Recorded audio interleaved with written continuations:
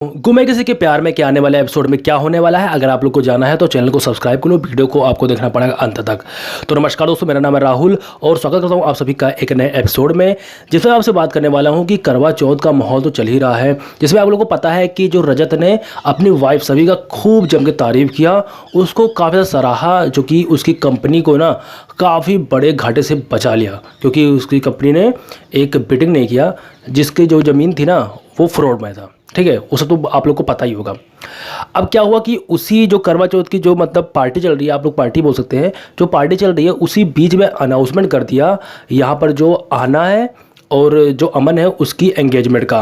अब ये बात सुनने के बाद में जो मतलब मृणुमय है उसको एक झटका लगा, क्योंकि मृणुमय तो अमन से प्यार करती है और अमन भी मृणुमय से प्यार करता ही है, तो उसको एक झटका लगा। वो अचानक से उसका हाथ से प्लेट गिर गया, प्लेट में कुछ लेकर आ रही थी वो भी गिर गया, मतलब उसी टाइम पर उसको भी हाईलाइट होना था, गिर गया। उसके बाद में वो बोलने लगी कि पता नहीं क्यों मेरे हाथ से आजकल ये सब गिरने लगा है।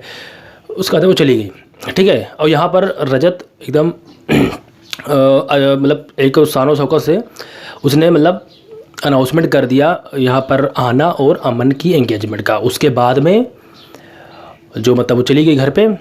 उसके बाद में सभी उसके पास जाती है, उसके फीलिंग को समझती है, क्योंकि आप लोगों को पता है कि कॉमन सी बात है, कुछ देर तो ऐसे ही रोना रहेगा ही। जो मृणुमय है वो अपनी फीलिंग को बताएगी, जो कि हम लोग को ऑलरेडी पता है कि हाँ प्यार करती है, तो कुछ ऐसा तो फीलिंग तो आते ही हैं, उसमें कोई बहुत बड़ी बात नहीं है। ठीक है, अमन ही प्यार करता है, बट यहाँ पर अमन जो है रजत के एहसानों के तले दबा हुआ है, जिसकी वजह से वो रजत को कुछ भी नहीं बोल पा रहा है, रजत से ये बात नहीं कह पा रहा है कि मैं प्रेडो से शादी करना चाहता हूँ।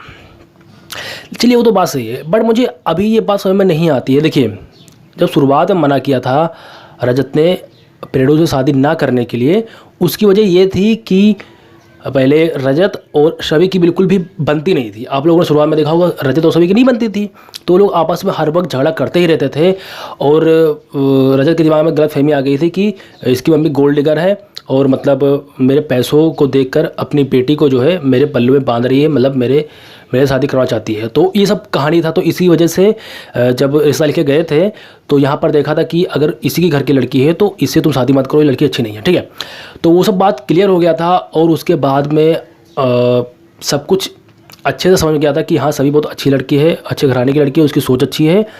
और रजत ने शादी कर लिया सभी से, किसकी वजह से? सही वजह से, सब कुछ सही हो गया। तो उसके बाद में रजत को क्यों प्रॉब्लम हो गई प्रेडो से ना शादी करने के लिए? जो अमन है प्रेडो शादी करना चाहता था, तो फिर बाद में प्रॉब्लम क्यों हो रही थी? मुझे तो समझ नहीं आ रहा था, ये बात मुझे तो समझ नहीं आ रहा। कुछ चीज़ें हैं जो मतलब इलॉजिकल हो जाती है ये जो गुमे किसी के प्यार में। जैसे कि अभी कुछ देर पहले ही आप लोगों ने एपिसोड देखा होगा कि मतलब रजत की राइटिंग लिख रहा था, किसी को समझ में नहीं आ रहा था। और कुछ देर पहले ही आप लोगों ने एपिसोड देखा होगा कि एक बोर्ड मतलब गिफ्ट में दिया था सभी को, जिसमें वो इसे लिख रहा था और सभी साफ साफ समझ पा रही थी, सभी लिख रही थी कोई बातें, तो रजत समझ पा रहा था। तब सब लोग मतलब समझ रहे थे उसकी राइटिंग को। उसके बाद में जब पन्ने पे लिखने लगा, जब उसकी आवाज़ चली गई तो कुछ समझ में नहीं आ रहा था। मतलब यार कभी कभी काफ़ी ज़्यादा मुझे इलॉजिकल लगता है ये जो सीरियल। कभी कभी लगता है कि हाँ इसमें लोग एक्टिंग कर रहे हैं तो अच्छा नहीं लगता। ठीक है, तो ये सब होने लगा, और उसके बाद मैं थोड़ा कहानी में बढ़ता हूँ कि आज क्या क्या होने वाला है। उसके बाद में फिर इसी बीच में आप लोग को देखने को मिलेगा जो अर्श गुजराल है। ठीक है, अर्श गुजराल तो परेशान है, ये उसने ज़मीन जो खरीद लिया है तो वो भी काफ़ी परेशान है। वो अपने लॉयर को बुला रहा है पुलिस स्टेशन में। उसके बाद में कुछ पूछताछ, कुछ कार्रवाई होगा, जिसकी वजह से उसका जो पैसा है वो निकल रहा है, जो 140 करोड़ जो फंस चुका है। इसी बीच में उसी पुलिस स्टेशन में उसको देखने को मिलता है जो जिगर है, वो लॉकअप में बंद है। तो यहाँ पर जो पुलिस वाले से रिक्वेस्ट करता है कि मैं उसे थोड़ी देर के मिलना चाहता हूँ। उसके बाद पूछताछ करता है कि ये कौन है, तो वो बताता है कि ये रजत का जीजा है, उसने ये सब कांड किया था, इसने मतलब कनाडा में कुछ फ्रॉड किया था, उसकी वजह से जो है यहाँ पर जो है बंद है। तो उसके बाद में वो उसे मिलने के लिए रिक्वेस्ट करेगा, मिलने के लिए जाएगा। उसके बाद में आपको पता है कहानी में क्या होने वाला है कि अर्श गुजराल है और जिगर, ये दोनों लोग आपस में मिल जाते हैं, हाथ मिलाते हैं। उसके बाद में ये दोनों लोग ठान लेते हैं कि मैं अब रजत को बर्बाद करके ही छोड़ूंगा, उसको ऊपर से लेकर यानी कि अर्श से लेकर फर्श पे पहुंचा दूंगा। बट यहाँ पर आप लोगों को पता है कि परिणाम क्या होने वाला है। हीरो तो वही है, कुछ भी कर लोगे जीतेगा वही। हाँ थोड़ी देर के लिए हार होता है, बट यहाँ पर पूरी आखिरकार जीत उसी की होगी। ठीक है, ये तो हम लोग को भी मालूम है, बट यहाँ पर कहानी देखने में थोड़ा इंटरेस्टिंग बना रहे, जिसकी वजह से हम लोग को ज़्यादा कहानी को प्रेडिक्ट नहीं करना चाहिए। बट यहाँ पर मुझे मुझे कभी कभी गुस्सा आता है कि यार देखो, कभी कभी मुझे ऐसा लगता है कि जितने भी किरदार है वो ज़बरदस्ती एक्टिंग कर रहे हैं, ठीक है।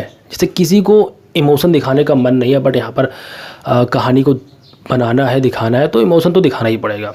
ऐसा कभी कभी मुझे फील होता है यार, कभी कभी कहानी इतना ज़्यादा स्लो हो जाती है, इतनी ज़्यादा स्लो होती है, बार बार वो सीन क्यों दिखाते रहते हैं, सड़क वाला सीन, जैसे जिसमें बोर्ड वगैरह लगे हुए हैं, जो जो होल्डिंग वगैरह लगे रहते हैं, उसको मतलब छुपाए हुए हैं, बट यहाँ पर वो सब सीन दिखाने की क्या ज़रूरत है, बार बार टाइम को इतना खींचने की क्या ज़रूरत है। मैं कभी कभी सोचता हूँ ये सब, फिर पता नहीं क्या बात है, मेकर्स के ऊपर है, वो लोग पता नहीं क्या सोच रहे हैं। कहानी को थोड़ा सा हल्का सा जब तेज चलता है कहानी, तो लोगों का इंटरेस्ट बढ़ता है, थोड़ा सा मसाला, थोड़ा सा एक्टिंग, जो क्या बताऊँ, जो इसका एक्टिंग है मिलिंद का, उसका तो मुझे एक्टिंग दो कौड़ी का लगता है यार। वो तो मतलब एक्टिंग ज़बरदस्ती का करता है, उसी को डायलॉग बोलने को बोल दो, डायलॉग मुँह बना के बोल देगा, फिर साइड में हो जाएगा।